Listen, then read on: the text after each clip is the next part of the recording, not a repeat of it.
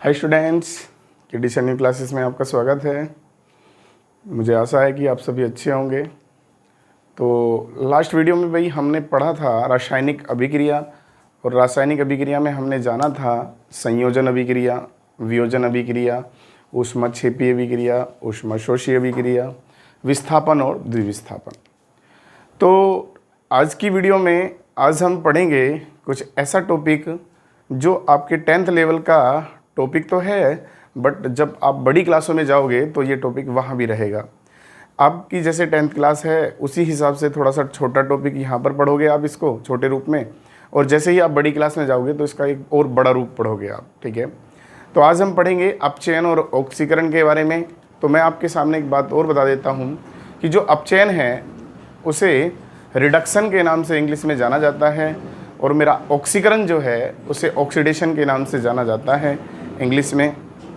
तो दूसरी बात मैं आपसे ये और बताना चाहता हूँ कि जो मेरा टॉपिक है, इस टॉपिक के अंतर्गत जो मैं तुम्हें कुछ जानकारी दूंगा यहाँ पर, तो यहाँ पर आपका जैसे लेवल है ऐसे ही आपको थोड़ा सा पढ़ना है। बाकी 11th क्लास में जब आप जाओगे तो वहाँ पर और इसका थोड़ा बड़ा रूप आप पढ़ोगे। ठीक है, तो ऑक्सीकरण अपचयन समझने के लिए आपको बस क्या करना है, बस ध्यान रखना है। बहुत आसान है, कोई दिक्कत नहीं है, एकदम समझ में आएगा। ठीक है, मैं बहुत सरल तरीके से आपको इसके बारे में बताऊंगा। ठीक है, घबराना नहीं है। तो ऑक्सीकरण अपचयन में सबसे पहले मैं अगर बात करूं आपके सामने ऑक्सीकरण की, ऑक्सीकरण को एक दूसरे नाम से भी जाना जाता है जिसका नाम है उपचयन। तो कुल मिला के बात यही है कि हमारे दैनिक जीवन में बहुत सारी ऐसी चीज़ें हैं जिनको अगर हम देखें तो उनको देखने पर हमें लगता है कि क्या उनमें कोई ह्रास होता है। अगर उनमें ह्रास होता है तो पक्की बात है उनमें पक्का क्या हो रहा है, उपचयन हो रहा है या ऑक्सीकरण हो रहा है। वो कैसे होता है वो मैं अभी जानूंगा थोड़ी देर बाद। चलो मैं चलता हूँ अपने टॉपिक की तरफ। मेरा टॉपिक है ऑक्सीकरण। क्या है भैया? ऑक्सीकरण। और ऑक्सीकरण को मैं उपचयन के नाम से जानता हूँ। किसके नाम से जानता हूँ भैया? मैं उपचयन के नाम से जानता हूँ। तो ऑक्सीकरण और ऑक्सीकरण या अपचयन की पहचान होती क्या है, सबसे पहले मैं आपको बताता हूं। यदि मेरे किसी यौगिक में ऑक्सीजन परमाणु की क्या हो रही हो, वृद्धि हो रही हो, या फिर हाइड्रोजन परमाणु की कमी हो रही हो, दोनों चीज़ देखनी होती है हमें। 10th लेवल में बस इतना ही ध्यान रखेंगे, आगे जब पढ़ेंगे तो आप इसकी असलियत जानेंगे। अभी आपके लेवल की ये बात नहीं है, बस इतना ही जानना है आपको, ऑक्सीजन परमाणु की वृद्धि हो और हाइड्रोजन परमाणु की या फिर कमी हो, तभी हमारा क्या होगा, ऑक्सीकरण होगा। देखो मैंने डेफिनेशन भी दिखाई है यहाँ पर। किसी पदार्थ में ऑक्सीजन परमाणु की वृद्धि और हाइड्रोजन परमाणु की क्या हो भैया, कमी हो, क्या कहलाता है? मेरा उपचयन कहलाता है। मैंने पहले ही बताया आपको, उपचयन जो है ऑक्सीकरण का ही नाम है और इंग्लिश में से ऑक्सीडेशन के नाम से जाना जाता है। ठीक है भाई, ये तो हमारी डेफिनेशन हो गई, लेकिन हमें जानना है एग्जाम्पल के बारे में। चलो मैं एक मेटल लेता हूँ, कॉपर मेटल। कौन सी मेटल लेता हूँ? एग्जाम्पल के तौर पर मैं कहता हूँ जो मेरी कॉपर मेटल होती है, कॉपर धातु, जब ये नमी और आर्द्रता की प्रेजेंट में वायु से रिएक्ट करती है, तो जब ये वायु से रिएक्ट करेगी तो वायु से रिएक्ट करके क्या होता है, ये एक परत बनाती है कॉपर ऑक्साइड की, जो कॉपर ऑक्साइड की काली परत हम बोलते हैं। याद रखना कॉपर का रंग कैसा होता है भैया? ब्राउन कलर होता है, भूरा। जैसे आपने देखा होगा हमारा चॉकलेट का कलर होता है थोड़ा थोड़ा, तो इससे थोड़ा और ब्राइट होता है, पर ब्राउन कलर होता है।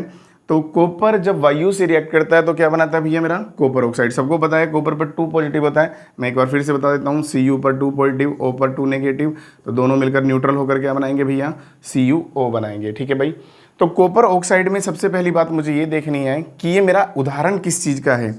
देखो मैं सबसे पहले कहना चाहता हूँ कि जब मेरी कॉपर मेटल थी तो मेरे कॉपर के पास कोई ऑक्सीजन परमाणु नहीं था, बट जैसे ही रिएक्शन फाइनल हुई तो रिएक्शन फाइनल होने पर मेरे कॉपर के साथ क्या आ गया भैया? ऑक्सीजन परमाणु आ गया। तो मैं कह सकता हूँ कि कॉपर के पास पहले कोई ऑक्सीजन परमाणु नहीं था, लेकिन यहाँ पर ऑक्सीजन की क्या हुई है? एक वृद्धि हुई है। इसलिए मैं कहूँगा मेरा कॉपर ऑक्साइड में क्या हो रहा है? कॉपर का कॉपर ऑक्साइड में क्या हो रहा है? ऑक्सीकरण हो रहा है। क्या हो रहा है भैया? ऑक्सीकरण, या फिर उपचयन भी कह सकता हूँ मैं, ऑक्सीकरण हो रहा है। ठीक है, या फिर मैं ये भी कह सकता हूँ कॉपर ऑक्साइड में क्या हो रहा है भैया? ऑक्सीकृत हो रहा है। या फिर मैं कह सकता हूँ कॉपर ऑक्साइड में उपचयित हो रहा है। क्या हो रहा है भैया?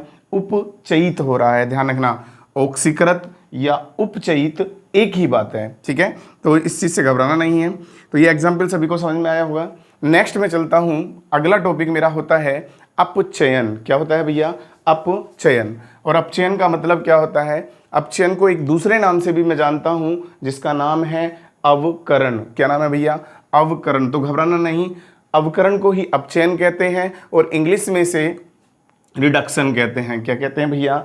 रिडक्शन कहते हैं। और रिडक्शन अपचयन एक ही बात है। ऑक्सीकरण का जो उल्टा होता है, ठीक है, ऑक्सीकरण की जो विपरीत अभिक्रिया होती है, एक तरह से मैं मान सकता हूं, वही मेरी अपचयन कहलाती है। ये बस एक फंडा है, थोड़ा सा ध्यान रखेंगे। असली बात तो मैंने कहा आगे जानेंगे हम, बस इतना याद रखो, अगर ऑक्सीकरण में ऑक्सीजन परमाणु की वृद्धि हो रही है तो अपचयन में बेटे ऑक्सीजन परमाणु की कमी होगी।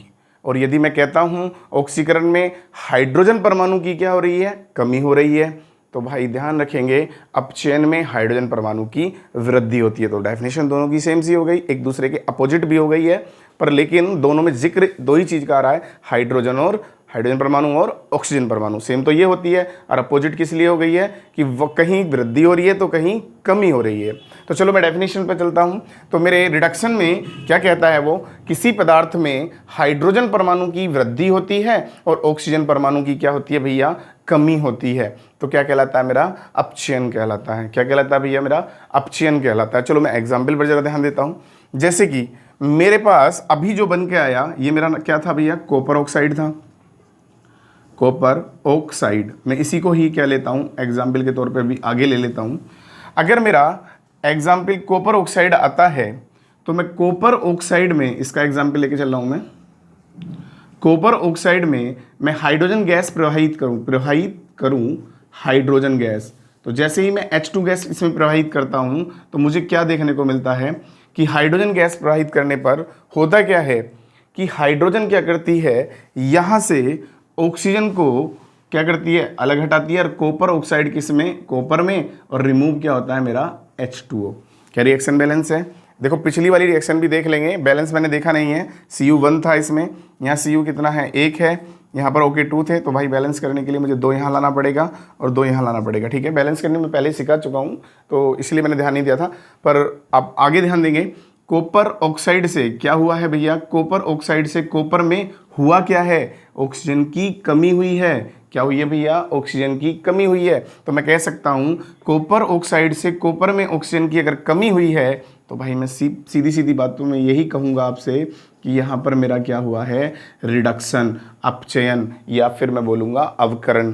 तो मैं दूसरी बात और कहना चाहता हूँ कि कॉपर ऑक्साइड कॉपर में क्या हुआ है भैया?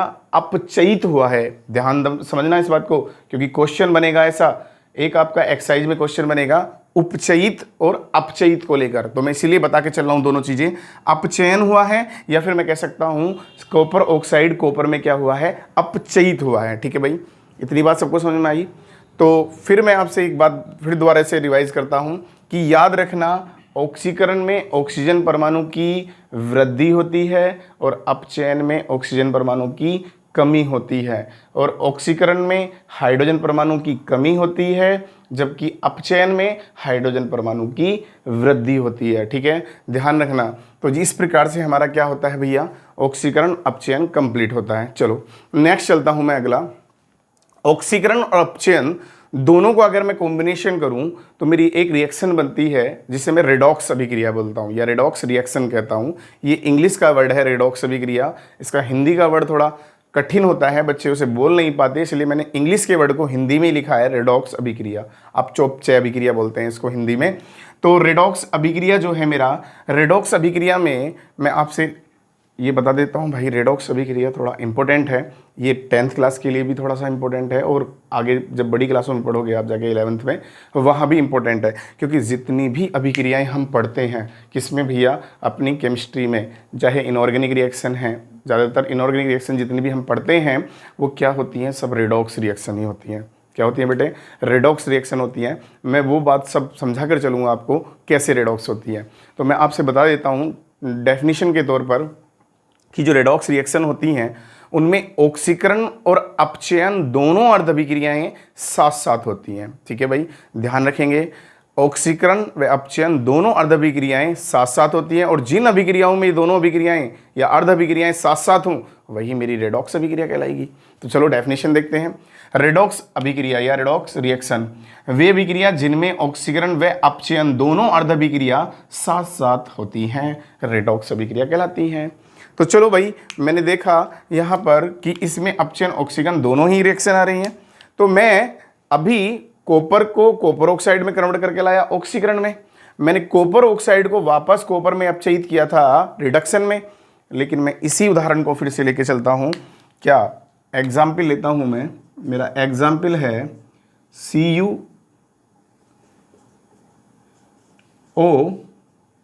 Plus H2Cu plus H2O। ठीक है भाई, ये एग्जाम्पल मेरे रिडॉक्स का है, ध्यान देना। तो चलो देखते हैं CuO, जिसका किसमें भैया, Cu में क्या हो रहा है, सिंपल सी बात है, रिडक्शन हो रहा है। कैसे जाना, देखो जरा, Cu में ऑक्सीजन परमाणु था, बट यहां Cu के पास ऑक्सीजन परमाणु नहीं है, यहां पर था, तो क्या हुई है, ऑक्सीजन परमाणु की भैया कमी।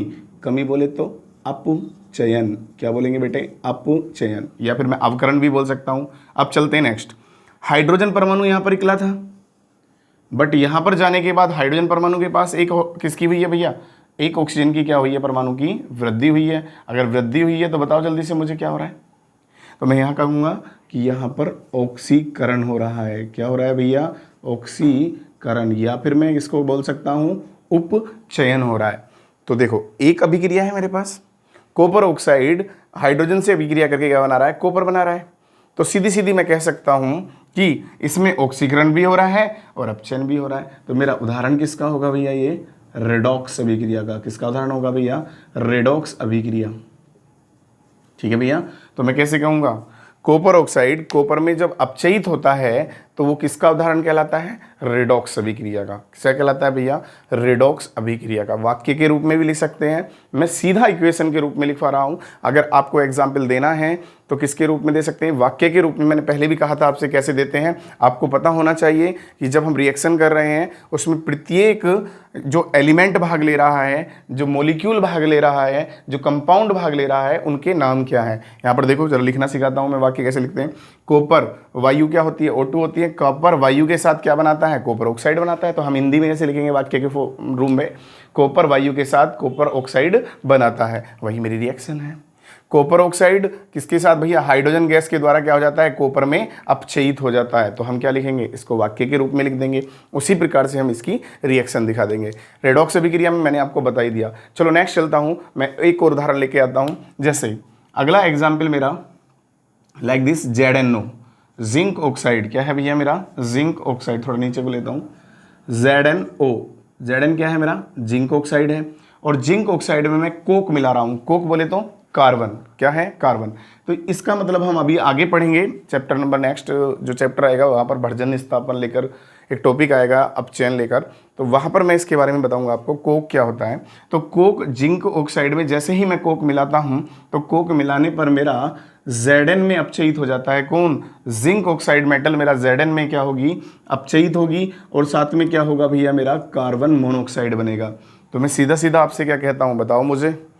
ZnO में Zn के पास ऑक्सीजन परमाणु था, बट रिएक्शन होने के बाद क्या नहीं है, परमाणु नहीं है। तो इसका मतलब इससे ऑक्सीजन परमाणु की यहाँ पर क्या हुई है, कमी। और कार्बन के पास क्या नहीं था, ऑक्सीजन परमाणु नहीं था, बट अब रिएक्शन होने के बाद है।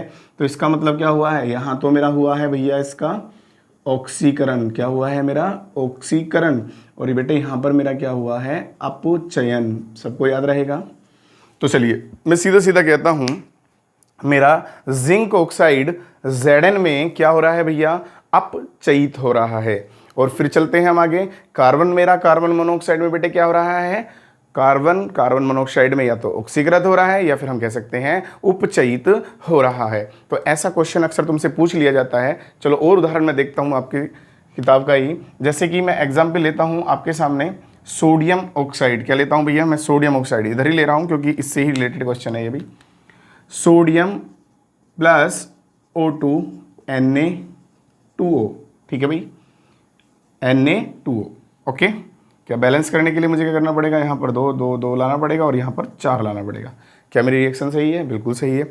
अब आपके दिमाग में ये कन्फ्यूजन चल रहा होगा, सर ने Na2O क्यों लगाया? क्योंकि भैया सिंपल सी मैं बात बता चुका हूँ, Na पर 1 पॉजिटिव चार्ज होता है, O पर 2 नेगेटिव होता है। तो बोलो क्या बनना है यहाँ?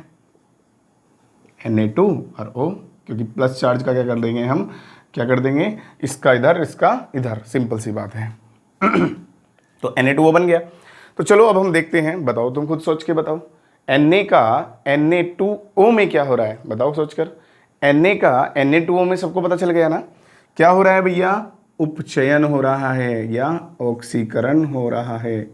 क्या हो रहा है बेटे, ऑक्सीकरण हो रहा है। बोलो सबको समझ में आता? तो चलिए भाई, इस टॉपिक का अभी मैं जब बोलूँगा तब तुम लोग क्या करेंगे, स्क्रीनशॉट ले लेंगे। लेकिन उससे पहले एक छोटी सी बात, बस मैं इतना कहना चाहता हूँ कि भाई अगर आप लोग पढ़ रहे हैं तो थोड़ा अच्छे से पढ़िए, ध्यान से पढ़िए, क्योंकि ये वक्त ऐसा ही है। पिछले जाने वाले वक्त में अक्सर कुछ बच्चों की अच्छे से पढ़ाई नहीं हो पाई है। अगर पढ़ाई नहीं हो पाई है तो उससे बच्चे सही रूप से पढ़ नहीं पा रहे हैं। अगर बच्चे कुछ टॉपिक्स को लेकर डरते हैं या घबराते हैं, किसी भी सब्जेक्ट को लेकर डरते हैं या घबराते हैं, तो मत घबराएं, क्योंकि मैं कहना चाहता हूं कि इसमें गलती आपकी नहीं है। ये वक्त ऐसा था, कुछ दिन आप नहीं पढ़ पाए हैं। हो सकता है कुछ बच्चे पढ़ने की कोशिश करते हैं, लिखने की कोशिश करते हैं। अब शाम को पढ़ते हैं, सुबह जाते हैं, सर क्वेश्चन पूछते हैं, टेस्ट लेते हैं तो भूल जाते हैं।